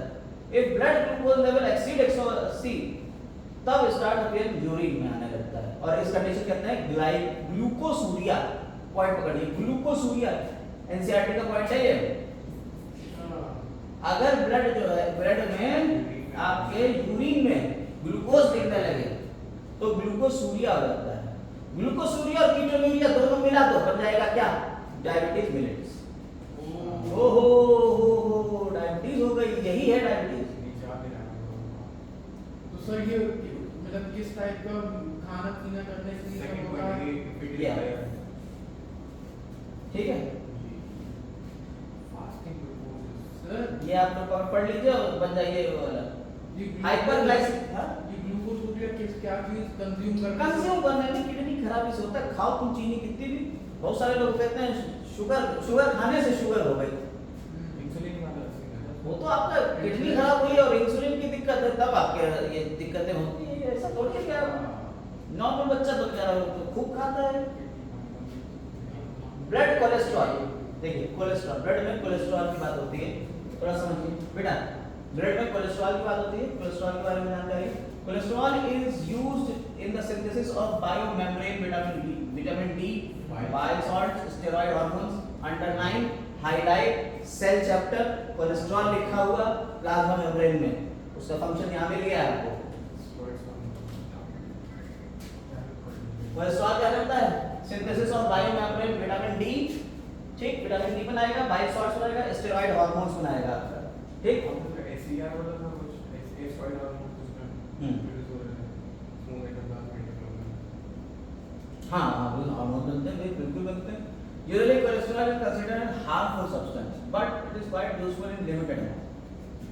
नॉर्मल अमाउंट जो होता है वो 80 से 180 मिलीग्राम होता है पर 100 ml of blood. Cholesterol come in blood plasma either bye intestinal absorption of fats or by synthesis from the liver। देखिए ब्लड कोलेस्ट्रॉल लोअरिंग एजेंट नाम सुना है आपने? जब माइक्रोब्स इन ह्यूमन वेलफेयर में पढ़ा था स्ट्रेप्टोकाइनेज, है ना, तो वहां ब्लड कोलेस्ट्रॉल लोअरिंग एजेंट की बात आई थी। तो वो कुछ ऐसे आपके एंजाइम बनाता है जो ब्लड में कोलेस्ट्रॉल के सिंथेसिस को रोक देते हैं, कॉम्पिटिटिव इनहिबिटर होते हैं। स्ट्रेप्टोकाइनेज उसमें था जो ब्लड क्लॉट को खत्म कर देता है, साफ कर देता है शायद। ब्लड कोलेस्ट्रॉल लोअरिंग एजेंट है, ठीक है। अभी बता देते हैं आपको पूरा बता देता है माइक्रोब्स इन ह्यूमन वेलफेयर नाम है चैप्टर।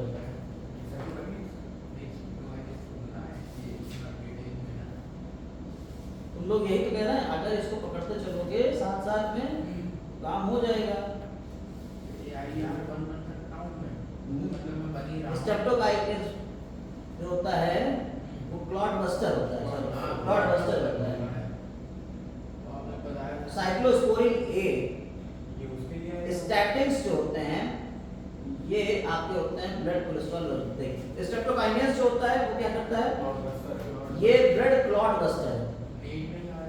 इसके बाद साइक्लोस्पोरिन ए जो होता है वो ट्राइकोडर्मा पॉलीस्पोरम से बनता है, और it inhibits activation of T cells and therefore prevents reaction in organ transplantation. Cyclosporin ये एंटीबॉडी को कर देता है। और जो स्टैटिन है, स्टैटिन्स ये कोलेस्ट्रॉल, ये ब्लड कोलेस्ट्रॉल लोअरिंग एजेंट होते हैं, स्टैटिन्स। ठीक है, मोनेस्कस परप्यूरियस से बने होते हैं ये। स्टैटिन्स किससे निकलते हैं? मोनेस्कस परप्यूरियस। ये ईस्ट है, ईस्ट इसका नाम क्या है? मोनेस्कस परप्यूरियस। ठीक है,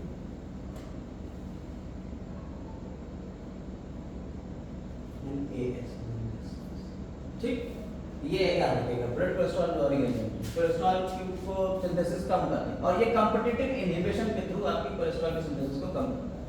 ठीक, तो ये यहाँ से याद हो जाएगा आपका। वो भी याद, धीरे धीरे हम कुछ चैप्टर्स और भी जुड़ते जा रहे हैं। Saturated fats like ghee, butter increases cholesterol level. ठीक है, increase blood cholesterol may leads to its deposition in intestinal wall, और ये सब आपको पता ही है, हार्ट अटैक प्रॉब्लम और ये सब चीजें। तो कोलेस्ट्रॉल के बारे में जानकारी होगी। फंक्शन ऑफ प्रोटीन, प्रोटीन तो हमने आपको 3 फंक्शन बताई थी, एल्बुमिन, ग्लोबुलिन और फाइब्रिनोजन के। ज्यादा बताना ही नहीं है। ठीक, ज्यादा बता दें तुम बौरा जाओगे, फिर तुम कूदने लगोगे। मेंटेनेंस ऑफ पीएच भी हो गया। ठीक है, एरिथ्रोसाइट्स यानी आरबीसीज, आरबीसीज के बारे में अगर बात करी जाए तो आरबीसीज आर मोस्ट न्यूमरस होते हैं। ठीक है, हीमोग्लोबिन होगा। ठीक, एवरेज 5 से इतने हो गई।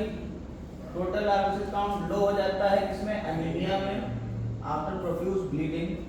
ठीक है, on the country abnormal rise हो जाता है, इसे कहते हैं पॉलीसाइथीमिया। ठीक है, एनीमिया अगर आपका due to deficiency of folic acid, folic acid यानी विटामिन B12 और हीमोग्लोबिन, इसकी वजह से आपका एनीमिया हो जाता है। एनीमिया बहुत तरीके का होता है, आप ये मत सोचिएगा कि खाली इसी की वजह से हो रहा है। एनीमिया और भी वजह से होता है, यहाँ पे आपको सिर्फ इसके वजह से बता दिया गया। सर ये abnormal rise in the total count of, इससे क्या हुआ सर? पॉलीसाइथीमिया कंडीशन है, कुछ ना कुछ तो होगा ही होगा। साइज शेप डिफर करते हैं अलग अलग एनिमल्स में, और यहाँ से क्वेश्चन उठते हैं। In fishes, amphibians and reptiles and birds erythrocytes are usually nucleated.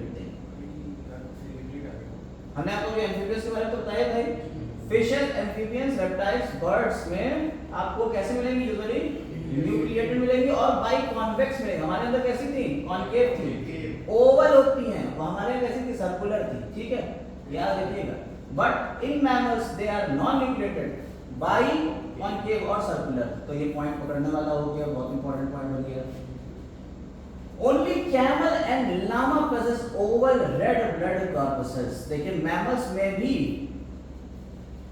कौन? कैमल और लामा में ओवल होती है। ठीक है, ह्यूमन में इतना मेजर के होते हैं। मेजरमेंट तो आपको दिया ही हुआ है, एनसीईआरटी में मेजरमेंट दिया हुआ है 7 से 8 माइक्रोन की metre. Old and damage erythrocytes कहाँ जाएंगी? डिस्ट्रॉय करी जाती है मैक्रोफेजेस के थ्रू, और इनके पिगमेंट्स जो हैं, जैसे अब आरबीसी मर गई है, ठीक है, याद करिए इसको। क्या की आरबीसी थी बेचारी, आरबीसी मर गई, कहाँ जाए? पहले तो तोड़ दिया जाता है। आरबीसी के को बांटा गया हीमोग्लोबिन और बाकी निकाल दिया। हीमोग्लोबिन को फिर बांट देगा तो पड़ता है हीमोग्लोबिन। ठीक है, ग्लोबुलिन तो हो गया प्रोटीन, हीम तो हो गया मेन चीज। इसमें आयरन है, इसे कट लिया जाएगा, रीयूज करा जाएगा। ग्लोबिन जो है फिर से तोड़ दिया जाता है, आगे फर्दर टूटता है, और टूटने के बाद ये ग्लोबुलिन जो है ये 2 पार्ट में टूट जाएगा। ये लीवर में जाता है, और लीवर में धीरे धीरे टूटना शुरू होता है, कुछ किडनी में भी टूटता है। यूरोबिलिन और स्टर्कोबिलिन, तो आपके लीवर में ये बन जाएंगे। यूरोबिलिनोजन जो है ये किसमें चला जाएगा? यूरिन में, और यूरिन का एक कैरेक्टरिस्टिक कलर होता है, तो यूरिन का कलर देखा तो यूरिन में बिल्कुल सफेद नहीं होती यूरिन, हाँ, वो जो कलर आ रहा है वो यूरोबिलिनोजन के। फीसेस में काफी कलर होता है, आपने खूब खाया, जो कुछ भी खाया इधर उधर फीसेस निकाला, कोई एक ही कलर कर रहे हो, हाँ अलग अलग कलर कर रहे हो। लेकिन सर गाजर खाएं तो कलर तो जाता है। हाँ तुम आयरन खाओ, अभी चारकोल खाओ, अब निकल जाता ठीक है। है, अभी वो यूट्यूब पे यूट्यूबर होता है, चारकोल खा के हट दिया, तो अलग अलग लोग हैं भाई, कुछ ना कुछ कर ही पड़े हैं, तो क्या कर सकते हैं। चॉकलेट वाली आइसक्रीम खा ली तो हाँ फिलहाल, लेकिन मेनली स्टर्कोबिलिन जो होता है वो आपका फीसेस को कलर करता है, ठीक, फीसेस का जो कलर आ रहा है वो स्टर्कोबिलिन की वजह से आ रहा है। ये बाइल में चले जाते हैं, दोनों ही कहाँ चले जाएंगे आप, बाइल में, और बाइल यानी लिवर से निकला और बाइल में चला गया, बाइल से इंटेस्टाइन में, और वहाँ एब्जॉर्ब हो गया, अलग अलग जगहों पे चला गया। तो ये आगे से ट्यूब के चलिए अलग है, और इसका जो मेन चीजें हैं, जो फायदे की चीजें हैं, वो स्टोर हो जाती है कहाँ, ग्रेवयार्ड और आरबीसी कहाँ, स्क्रीन, ठीक है। तो आरबीसी के बारे में जानकारी आपको पूरी मिल रही, बढ़िया, मजा आ रहा होगा आपको, ठीक है। तो परेशान है भाई। पिगमेंट पोरफायरिन, हीमोग्लोबिन जो होता है, पोरफायरिन पिगमेंट्स होते हैं भाई, जैसा आपका बताया था हमने क्लोरोफिल का दिखाया था स्ट्रक्चर, क्लोरोफिल का स्ट्रक्चर कुछ तरीके से होता है हमने आपको,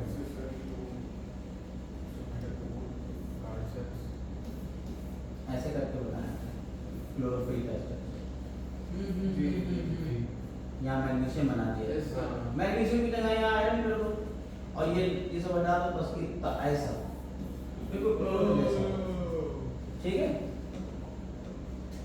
तो आपका वो हो गया आरबीसी और haemoglobin.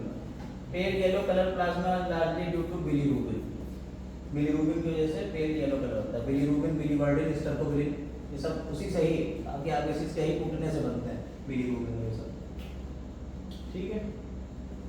If a sample of blood is, अरे छोड़ो इतना नंबर क्या ऊपर है, ट्रांसफर करते हैं तो उसमें पैराग्राफ यूज करते हैं, ये सब हाँ वो सब चीजें तो हो गई। नॉर्मली फॉर्म होता है कलर वॉल्यूम आरबीसी का, कुछ खास बात है ना, कैमल वो पिक्चर तो पता ही है। Largest RBC found in amphibians, smallest जो होती है मैमल्स में मिलती हैं, ये पॉइंट पकड़ने वाला हो गया। इन मैमल्स स्मॉलेस्ट आरबीसी जो होती हैं मस्क डियर में होती हैं, ठीक है। मैमल्स में लार्जेस्ट आरबीसी एलिफेंट की होंगी। ग्रेवयार्ड आरबीसी का स्पेन होता है 120 दिन जिंदा रहती है, फ्रॉग में 100 दिन जिंदा रहती है, रैबिट में 80 दिन जिंदा रहती है। रेडियो एक्टिव क्रोमियम मेथड जो है CR51 is used for the estimation of life span of RBC. RBC के लाइफ स्पैन को मेजर करने के लिए क्रोमियम 51 मेथड यूज। देखिए एम्ब्रियो में इतना, मैन में इतना, वुमेन में इतना। ESR मतलब होता है एरिथ्रोसाइट सेडिमेंटेशन रेट, किस लेवल से ये नीचे आ रही है। हीमोसाइटोमीटर ये क्या करता है, instrument for counting number of both RBC और डब्ल्यूबीसी। रोलेक्स फॉर्मेशन क्या होता है, ये एक के ऊपर एक क्लम्प बन जाता है, इसे कहते हैं रोलेक्स फॉर्मेशन, एग्रीगेट बन जाए, क्लम्पिंग। बोन मैरो के बारे में आप जानते ही, main site for the formation of RBC, ठीक है। स्ट्रक्चर आरबीसी का होता है, हाँ इसकी जो प्लाज्मा मेम्ब्रेन उसे डोनार मेम्ब्रेन कहते हैं, डोनार मेम्ब्रेन, ठीक। ये जो इसकी मेम्ब्रेन है इसे क्या कहते हैं, डोनार मेम्ब्रेन, ठीक। नॉर्मल रेंज हीमोग्लोबिन की छोड़ दो, हीमोग्लोबिन की नॉर्मल मैन में इतनी होती है, मेल और फीमेल में देख लो बस, इसके अलावा कुछ नहीं देखना, ठीक है। ज्यादा चिल्ड्रन पिल्ड्रन के होता। स्ट्रक्चर हीमोग्लोबिन का हमने आपको बता दिया है। आयरन जो है Fe2+ फॉर्म में होता है, फेरस की फॉर्म में होता है। ल्यूकोसाइट्स यानी WBCs, अब WBCs में भी आपको बता दिया ये न्यूक्लिएटेड होती हैं, ग्रेनुलोसाइट ग्रेनुलोसाइट होती है, इओसिनोफिल बेसोफिल न्यूट्रोफिल्स हो गई। न्यूट्रोफिल्स एंड मोनोसाइट्स जो होती है वो फैगोसाइटिक नेचर की होती है, बता चुके हैं। लिपोसाइट एंटीबॉडी बनाती है। ल्यूकोसाइट का 1 मिलीमीटर हो गया, कितना होता है, 6000 से 8000 होते हैं ब्लड पर मिलीमीटर क्यूब। हाँ नंबर हमने नहीं लिखे थे, वो लिख लीजिए ताकि आपको यहाँ पे आसानी हो जाए। ल्यूकोसाइट्स कितनी होती हैं, 6000 से 8000 पर मिलीमीटर हैं। प्लेटें कितनी होती हैं, 1 लाख तो है, 1 लाख 1.5 1 से 1.5 लाख, 1 से 1,50,000 से 3,50,000 है सर। अच्छा 1.5 लाख to 3 1.5 लाख पर 3 लाख पर मिलीमीटर क्यूब। ठीक है, अब जरा इसी में ही आपका ये देखिए, आपको न्यूक्लियस दिख रहा है अलग अलग। ये देखिए बेसोफिल्स में देखिए, न्यूट्रोफिल्स में न्यूक्लियस देखिए, यूसिनोफिल्स में देखिए, मिल रहा है अलग अलग न्यूक्लियस। तो यही चीजें हमें आपको बताना थी।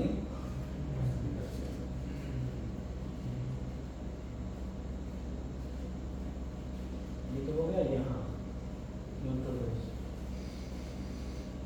हाँ एक चीज और, डायोपेडेसिस लिखा हुआ। जब कभी इंजरी हो जाती है, आप मान लीजिए आप अचानक से जा रहे तो सर लड़ गया यहाँ, तो फूल जाता है नहीं ऐसे, तो वहां पे ये जो फूलता है, यहाँ आपका ढेर सारा यहाँ ब्लड वेसल्स में इंजरी हो जाती है, और कुछ ब्लड वेसल्स का फ्लो इधर ही ब्लड का आ जाता है, क्योंकि यहाँ से बैक्टीरिया आने की संभावना बढ़ गई ना, तो ब्लड इधर फ्लो हो जाता है, तो इसलिए ये फूल जाता है।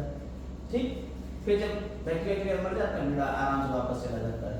लेकिन जब तक ब्लड यहाँ रहता है, उस टाइम पर ब्लड वेसल्स जब खुलती है तो WBCs बाहर निकल, क्योंकि WBCs ही आपको इम्यूनिटी दे रहे, वो बाहर निकल के आ जाती हैं। तो WBCs जो होती हैं ब्लड वेसल्स से बाहर निकल सकती हैं, और इस प्रोसेस कहते हैं डायोपेडेसिस। WBCs का बाहर आ जाना, स्कूल से बाहर आ जाना, इसे क्या कहते हैं? डायोपेडेसिस।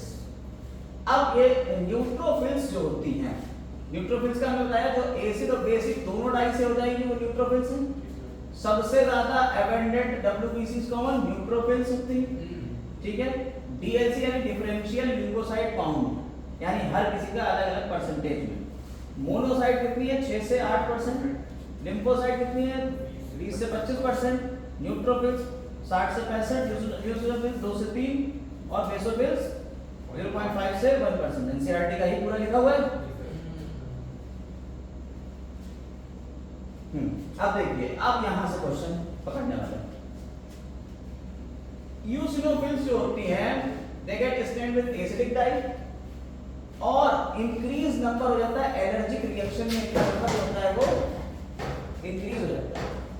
एलर्जी में इनका नंबर जो है वो क्या हो जाता है? इंक्रीज हो जाता है, इसे क्या कहते हैं? इसिनोफिलिया। याद रखिए। बेसोफिल्स जो होती है, इनका न्यूक्लियस पकड़िए और एनसीईआरटी में लिख लीजिए। बेसोफिल्स का न्यूक्लियस कैसा शेप का है?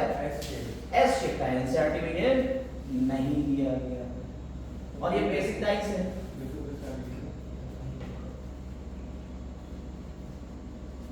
बेसोफिल्स रिलीज करेंगे हेपेरिन, हिस्टामिन। ठीक है, हेपेरिन हिस्टामिन बिल्कुल मास्ट सेल जैसे करती हैं, हेपेरिन हिस्टामिन सेरोटोनिन। ठीक, तो एस शेप हो गया बेसोफिल्स का। तो ये पॉइंट आपका पकड़ने वाला हो गया। अब यहां से देखिए, लिम्फोसाइट्स आपको पता है, T लिम्फोसाइट और B लिम्फोसाइट्स। ठीक, T क्यों कहते हैं, B क्यों कहते हैं? मोनोसाइट्स का न्यूक्लियस किस शेप का होता है? देखो किडनी शेप। मोनोसाइट्स का न्यूक्लियस जो है वो किडनी शेप है, और लार्जेस्ट ल्यूकोसाइट, लार्ज सबसे बड़े। ठीक, यहाँ याद रखिएगा, यहाँ पे आपको चीजें दिखा दी गई हैं, पॉइंट पकड़ने वाले। देखिए न्यूक्लियस, सबसे न्यूक्लियस यहाँ लिखती है। देखो ए बच्चा, देखो लिम्फोसाइट्स में राउंडेड, मोनोसाइट्स में बीन शेप या किडनी शेप, यूसिनोफिल्स में बाइलोब, बेसोफिल्स में एस शेप 3 लोब, और न्यूट्रोफिल्स मल्टीलोब। लिख डालो। हाँ, तो क्या क्या लिखना है? क्या क्या लिखना है पूरा लिख दो। हाँ, प्लेट आरबीसी का किस शेप का है? अच्छा, वो सब नहीं है। एसिनोफिल लिखा है? हाँ, लिखा है। क्या है उसका? Bilobe. Eosinophils bilobe, basophils S shape 3 lobe. 3 lobe, ठीक है। न्यूट्रोफिल्स मल्टी लोब है। मोनोसाइट्स बीन शेप या किडनी शेप होता है। ठीक, अब यहां आपके बारे में मेंशन कर दें, मोनोसाइट्स में बीन शेप न्यूक्लियस,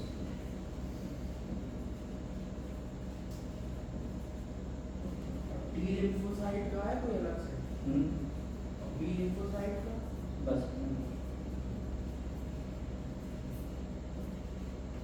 ल्यूकोसाइट्स का बताया हमने,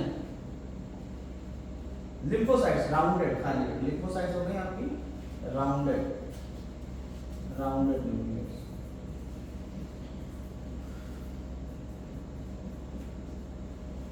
ठीक है। न्यूट्रोफिल्स का कैसा था बताओ? Multilobe nucleus.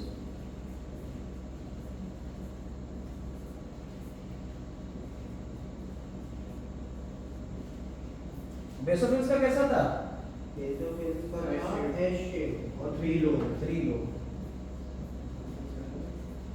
लिम्फोसाइट का वो लिखा हुआ राउंडेड। और यूसिनोफिल्स का वो बताया नहीं, वो बाइलोब है। ये क्वेश्चन डायरेक्ट पूछे जाते हैं। Okay sir. मोनोसाइट्स कितनी होती हैं? 8 से कितनी परसेंट थी? 6 से 8% नहीं, 5 से 8%। 6 से 8%।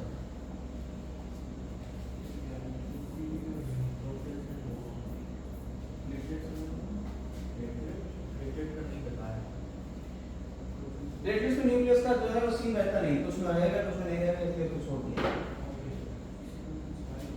ठीक है। लाइफ स्पैन भी इसमें दिया हुआ है, फ्यू डेज इवन ईयर्स, इसमें साल भर भी नहीं होता। कर लेंगे चार्ट से ही आप। ठीक है, इसे याद कर लेंगे, हाँ सर हो जाएगा। चलिए यस सर आराम से। ब्लड प्लेटलेट्स के बारे में मैं आपको बताया, अलग अलग तरीके की बातें हैं। 1.5 लाख से 3.5 लाख तक होती हैं। They bud off from the cytoplasm of very large megakaryocytes of the bone marrow. Their normal life span is about 8 week. 1 हफ्ते तक का लाइफ स्पैन होता है किसका? प्लेटों का, प्लेटलेट्स। ठीक है, बहुत सारे लोग इसे प्लेटें बोलते हैं, गलत बोलते हैं। हाँ, when the blood vessel is injured, platelets get clumped और प्लेटलेट फैक्टर उसमें से निकालेंगे, ब्लड प्लेटलेट फैक्टर, जैसे थ्रोम्बोप्लास्टिन।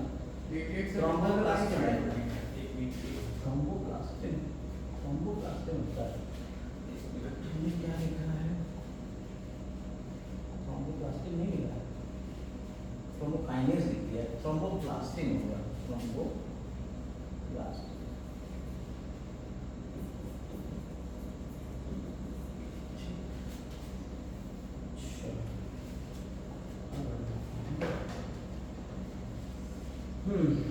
कोagulation के लिए बात आती है तो हाइड्रोलिसिस होती है, फाइब्रिनोजन की एंजाइम लगता है थ्रोम्बिन। ठीक है। When blood ooze out, cut, minute coagulation. Coagulation is brought about कितनी by the hydrolysis of soluble fibrin जो होते हैं उनके, this catalyzed by enzyme thrombin. Fibrin participates network fibers और blood clot में जाता है, उसमें आरबीसी तो बाकी सेल्स फंस जाएंगी, तो बता दिया है। सीरम आपको बता दिया, जब आपका कभी क्लॉट बना हुआ होता है और थोड़ा सा उखड़ जाता है, उसमें से सफेद पीले पीले हल्का पीले रंग का एक वाइट कलर का पानी ऐसा निकलता है, देखा है कभी चोट में से? वो जमता नहीं है, वही सीरम होता है। नहीं देखा?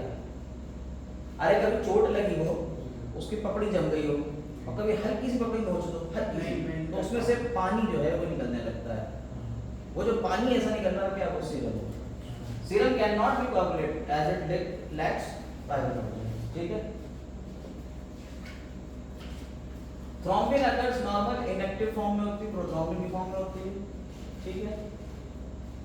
बाकी सारी चीजें जैसे देखिए कैल्शियम आयन होता है, मास सेल्स हो गए, सारी बातें पहले हमने बता दी।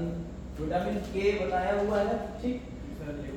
हाँ, ये देखिए यहाँ पे oxidate participates and precipitate calcium ion and consequently coagulation. Chilling of blood also delays coagulation. Chilling of blood also delays, हाँ, ठंडा कर देंगे तो सर ये ठंडे इलाकों में क्या तो ब्लड नहीं बनता, थोड़ा देर से बनेगा। अच्छा यहाँ देखिए, एबीओ ब्लड क्लॉटिंग फैक्टर्स, ये सारी बातें और यहाँ पे कुछ लिखी हुई है, देख लेते हैं। Karl Landsteiner blood group ABO blood group किया, ठीक है। और ABO blood group got discovered by Landsteiner while AS blood group was found by Castello and Steno. As कौन सा होता है? होता होगा MN टाइप का भी ब्लड ग्रुप होता है, वो हमने बताया नहीं, छोड़ दो उसको।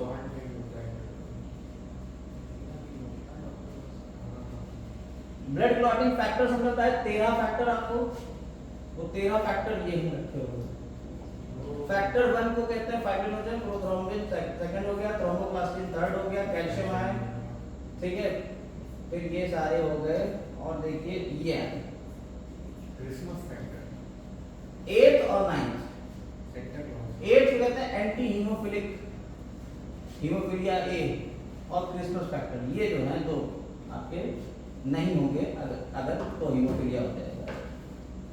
हाँ, एंटीकोगुलेंट्स अलग अलग जगहों से निकाले गए। नेचुरल एंटीकोगुलेंट है हिरुडिन, आप पढ़ते हैं हिरुडिन एरिया, लीच, जोंक, जोंक जो होती है चुस्ती है, चिपक जाती है, और चिपक के पानी में आप गए तैरने के लिए, जोंक चिपक गई, आपको पता नहीं चला, वो आपका खून चूसती रहेगी, कब तक चूसेगी जब तक पूरी फूल नहीं जाएगी, और फूलेगी फिर अपने गिर जाएगी, और गिरेगी, लेकिन वो क्या होता है आपके खून लगातार बहता रहता है, खून बहना बंद नहीं हो रहा, खून बहता चला जा रहा है, क्यों? उसमें वो रिलीज करेगी ना, वो अपने जो उसकी राल होती है, लार्व से वो निकालती है हिपैरिन, पहले वो उससे जो है सक करेगा ना, पूरी जब तक वो हिपैरिन लगा रहेगा आपका ब्लड कोगुलेट नहीं होगा, तो वो हिरुडिन होता है, हिपैरिन नहीं होता, हिरुडिन होता है, वो लीच से निकलना है तो हिरुडिन एंटीकोगुलेंट। ऐसे ही फीमेल एनाफिलीज, अब मच्छरिया है, वो ससुरी काटती है हमको, और जब काटती है पियर्सिंग करके अपना खून चूस रही है और चली जाती है, उसके बाद जो है आपका खून जो है वो जब काटती है तो बाहर निकलता, जम जाना चाहिए उसके, वो भी अंदर जम जाए, ये जमती नहीं, वो थूकती है तुम्हारे ऊपर, थूका तुम, ठीक है, थूक दिया, और क्या निकाला? एनोफिलिन, ये एंटीकोगुलेंट, ये उसकी सलाइवा में मिला हुआ एंटीकोगुलेंट, इसी वजह से ब्लड जमता नहीं, आराम से वो सक करती रहती, कोई दिक्कत नहीं, काट दिया उसके बाद वो चूस रही है आराम से। समझ में आई बात है नहीं? तो इसीलिए ज्यादा नहीं चुसवाया जाता है खून। आगे बढ़ते लैम्प्रे यानी पेट्रोमाइजॉन, लैम्प्रिडिन, ठीक है, और ये प्लांट से आता है, क्यूमेरिन और वेरफेरिन, ये प्लांट से ऑब्टेन किया जा रहा है, ये भी एंटीकोगुलेंट नेचुरल है। लेकिन अब आपने कहा कि साहब हम तो ब्लड की टेस्टिंग कराना चाहते थे, और ब्लड की टेस्टिंग कराने के लिए उसको बुला लिया घर पे ही, वो टेस्ट करने के लिए वो आ गया सैंपल लेते, सैंपल लेने घर पे आया और ब्लड के टेस्ट होएगी आपका शाम में, उतनी देर तक ब्लड जम नहीं जाएगा, उसमें एक शीशी लेके आता है, शीशी नीचे पानी ही सबड़ा होता है, वो EDTA होता है, एथिलीन डाइएमाइड टेट्राएसिडिक एसिड, ठीक है, ये इस तरीके की चीजें होती है, ये क्या करता है एंटीकोगुलेंट की तरह ये यूज करे जाते हैं। These chemicals act as calcium binding units and remove calcium ion from the blood. Bind कर लेंगे और कैल्शियम आयन को उससे रिमूव कर लेंगे, तो कैल्शियम आयन नहीं होगा तो जमेगा नहीं ब्लड। ब्लड ग्रुपिंग के बारे में हम आपको बता ही चुके हैं, ये फर्जी बातें यहाँ हम बताएंगे नहीं। RH फैक्टर के बारे में बात बताएंगे, हाँ, अब बच्चा मरेगा या नहीं मरेगा उसके बारे में बात बताएंगे, ठीक। RH फैक्टर के बारे में बड़ी बात कर लेते हैं, RH नहीं, RH फैक्टर नहीं बता रहे हैं, RH फैक्टर बहुत बड़ा होगा, RH फैक्टर थोड़ा ज्यादा बड़ा होगा, उसकी RBC से थोड़ी पूरे बोर्ड बराबर होगी, बोर्ड में क्या है RH फैक्टर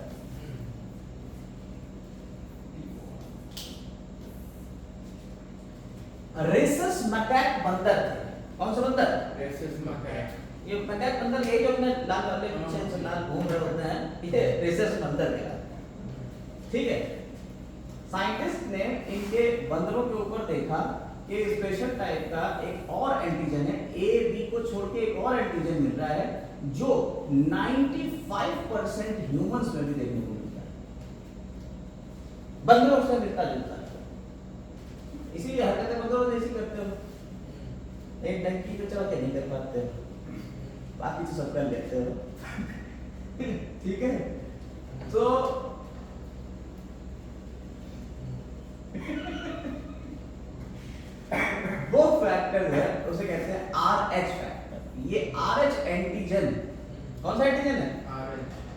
जिनके अंदर RH एंटीजन मिलता है उन्हें कहते हैं पॉजिटिव, जिनके अंदर RH एंटीजन नहीं मिलता उन्हें कहते हैं नेगेटिव।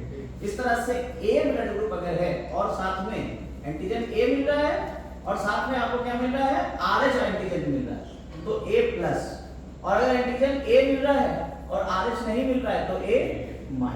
समझ में आई? इस तरह से पॉजिटिव नेगेटिव ब्लड ग्रुप होता है। ऐसे ही B पॉजिटिव, ऐसे ही AB पॉजिटिव, ऐसे ही O पॉजिटिव। समझ में आई बात नहीं? ऐसे ही B नेगेटिव, AB नेगेटिव और O नेगेटिव। अब बात आती है ब्लड डोनेशन की और माँ बच्चे का कॉन्सेप्ट। जो पापा थे, पापा, उनका ब्लड ग्रुप था RH पॉजिटिव, ठीक, और जो मम्मी थी उनका ब्लड ग्रुप था RH नेगेटिव। पॉजिटिव जाएगा पापा वाला जाता है। दोनों का विवाह हुआ, सब कुछ हुआ, ठीक है, मंत्रों का नहीं हुआ लेकिन हुआ, सब कुछ हुआ और उसके बाद एक बच्चा आने की उम्मीद चाहिए। लेकिन तभी हमारे नन्हे साइंटिस्ट कृषि वैज्ञानिक पहुंचे।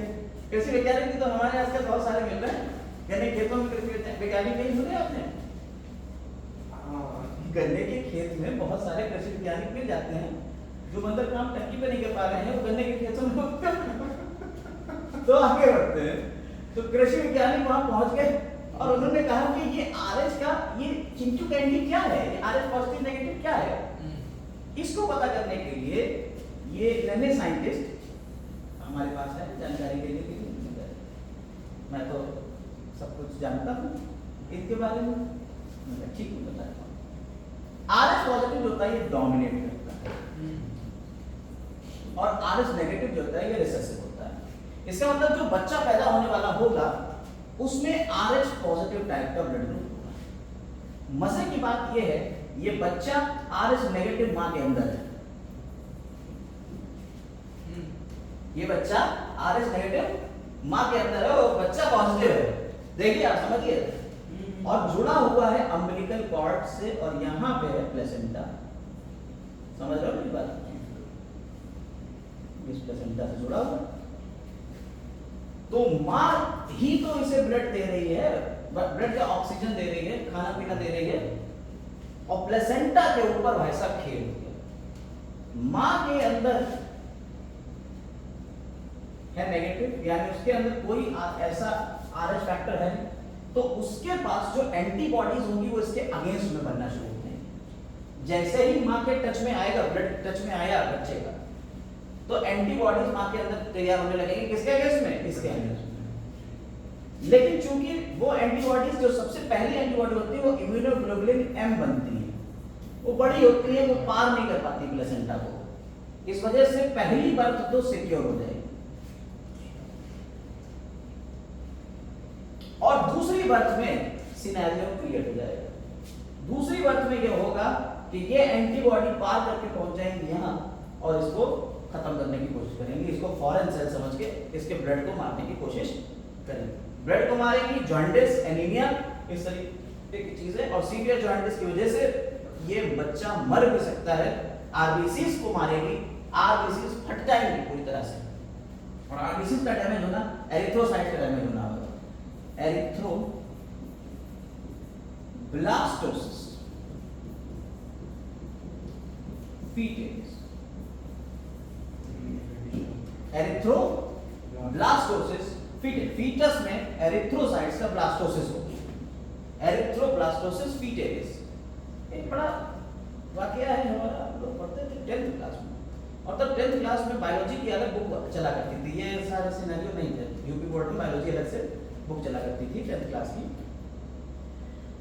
चलती तो अभी भी है सीबीएसई बोर्ड में भी, लेकिन वो एनसीईआरटी बना दी, लेकिन पहले अलग ही अलग आती थी तीनों किताबें। साइंस पढ़ते साइंस थे, लेकिन तीन किताबें अलग ही अलग होती थी यूपी बोर्ड में। ये मोटी किताब, उस पर एक टीचर आए कहने लगे बोलो एरिथ्रोब्लास्टोसिस फीटस, बच्चे बोलेंगे 10th क्लास में ये वर्ड हमने सीखा, तो कक्षा 11 के एनसीईआरटी में लिखा, और कक्षा 10 में वो टीचर पढ़ा रहा था। टीचर बढ़िया था, लेकिन हमारे स्कूल वाले समझ नहीं पाए उसको, भाग गया टीचर। एरिथ्रोब्लास्टोसिस फीटस, ठीक है, कंडीशन समझ में आई? क्वेश्चन पूछा जाता है, वैसे क्वेश्चन कैसे बनेगा? एरिथ्रोब्लास्टोसिस पिटियरिस में कंडीशन क्या रहती है? माँ का नेगेटिव होना और पिता का पॉजिटिव होना कंपल्सरी है, ठीक। दूसरी बात है, पहली प्रेगनेंसी तो थोड़ी सेफ रहती है, लेकिन दूसरी से दिक्कत आने लगेगी। किस लिए? इम्यूनो सप्रेसेंट दिए जाते हैं ताकि इतनी इम्यूनिटी ना बढ़ जाए कि ये एंटीबॉडी से मार दे जाके। बच्चा पैदा करना है तो ये करना पड़ेगा, वरना बच्चा मरेगा। कौन सा रोग हो सकता है? जॉन्डिस हो, सीवियर जॉन्डिस हो जाएगा, ठीक है, जिसकी वजह से वो मर भी सकता है, फेटल भी सकता है, ठीक है। कोई दिक्कत इसमें? अगर केस उल्टा करते हैं, उल्टा कर दोगे कोई दिक्कत नहीं, RH नेगेटिव है, उसके अंदर अगर एंटीबॉडी बनेगी भी, इतनी बड़ी माँ के लिए थोड़ी एंटीबॉडी वो निकाल के फेंक देगा बाहर, और वो कभी भी उधर तक कनेक्शन नहीं बन पाएगा उसका, तो कोई दिक्कत नहीं है। उल्टे में होती करेगी। उल्टे में नहीं है, पहले वाले में बड़ी दिक्कत है कि बच्चा छोटा है, माँ बड़ी है, माँ के अंदर इतना बड़ा है कि वो वहां से इतनी ढेर सारी एंटीबॉडी बना के मारेगी तो मर जाएगा। ये छोटा सा कितनी ही एंटीबॉडी बना लेगा, उतना तो प्रोटेक्ट कर लेगी हमारी बॉडी। ये आज फैक्टर के बारे में हम लोगों ने सारी जानकारी ले ली है, पढ़ना चाहिएगा तो यहाँ ये सब पढ़ लीजिएगा। रेसस कहाँ गया? ये rhesus monkey, RHESUS monkey, RH, ठीक है। वो कह रहे हैं 80% ह्यूमंस में लगभग ऐसा देखने को मिलता है। इंडिया में जो है वो 97% जो है पॉजिटिव रहता है इंडिया में। कोई बात नहीं, वर्ल्ड वाइड जो है 80% RH positive, 20% RH negative. NCERT शायद 95 कहती है, बाकी हमको देखना भालना नहीं। आ जाते हैं हम लोग अब सीधे सीधे कहाँ पे? मस्कुलर टिश्यू के ऊपर, मसल्स के ऊपर। ब्लड आपको पूरा समझ में आ गया? उम्मीद कर रहे हैं ब्लड का पूरा काम हो गया होगा, आपको ब्लड सारा कंसेप्ट क्लियर हो चुका होगा। RBC, WBC, platelet, blood coagulation, ये वो जहां तक ब्लड का हम लोगों ने फैलाव देखा पूरा सब कुछ समेट दिया है। इस वीडियो में हम ब्लड को ही रखेंगे, अगली वीडियो हम शुरू करते हैं, इस पे आप मस्कुलर टिश्यू के बारे में बात करेंगे, वो अगली वीडियो में होगा, ठीक है।